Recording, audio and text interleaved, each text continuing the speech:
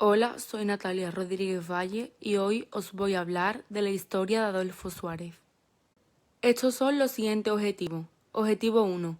Estudiar la biografía de Adolfo Suárez. Objetivo 2.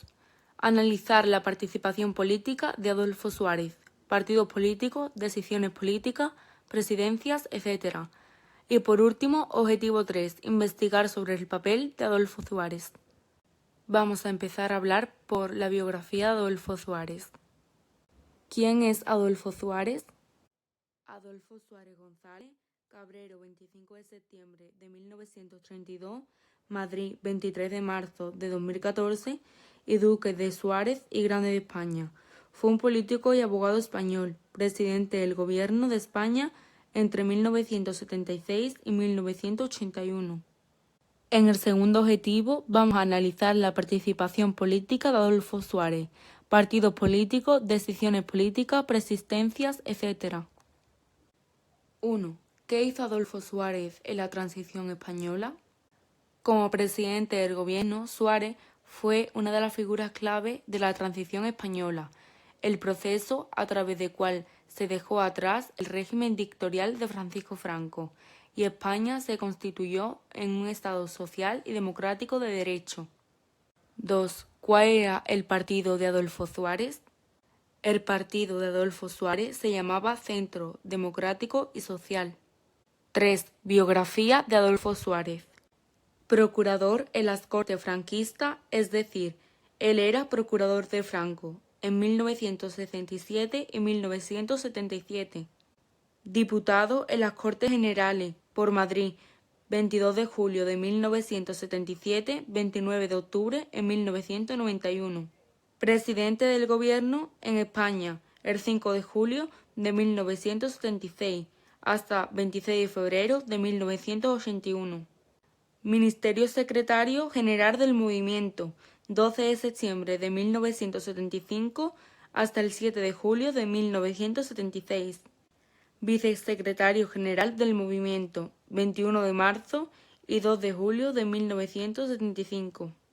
Y por último, Director General de Radiodifusión y Televisión, 8 de noviembre de 1969, 29 de junio de 1973. También os puedo contar que el primer gobierno de Adolfo Suárez fue el gobierno de España y fue entre 1976 y julio de 1977. Y ya la última pregunta fue cuándo fue su dimisión, es decir, cuándo se retira Adolfo Suárez. Rebadió su escaño en las elecciones de 1986 y las de 1989. Pero en 1991 dimitió como presidente del CDS tras los malos resultados de su formación en las elecciones municipales y abandonó definitivamente la política. Y ya por último, el tercer objetivo, investigar sobre el papel de Adolfo Suárez. 1. ¿Cuándo termina la transición española? Algunos autores piensan que la transición española hoy en día no ha terminado y otros piensan que finalizó en los años 1886 con la entrada de España en la Comunidad Europea. Lo nombran Grande de España, pero sabemos lo que ha pasado con la transición entre los autores. 2. ¿Qué apoyos tenía Adolfo Suárez en la transición española? Su apoyo principal era Juan Carlos I. El expresidente del gobierno y don Juan Carlos se conocieron en 1969 y desde el principio hubo buena sintonía entre ambos. Juntos dieron los primeros pasos para lograr la democracia, conscientes de los reelos que su relación despertaba, sobre todo por parte de los militares. La dimisión de Suárez en 1981 en medio de un convulso escenario nacional y su regreso a la política con el CDS, Centro Democrático y Social, enfriaron su relación.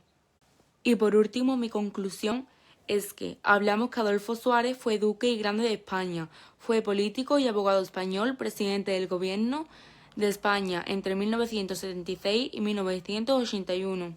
Fue una de las figuras clave en la transición española, el progreso a través del cual se dejó atrás el régimen dictatorial de Franco y España se constituyó en Estado social y democrático. Su partido era Centro Democrático y Social y su primer gobierno fue el Gobierno de España.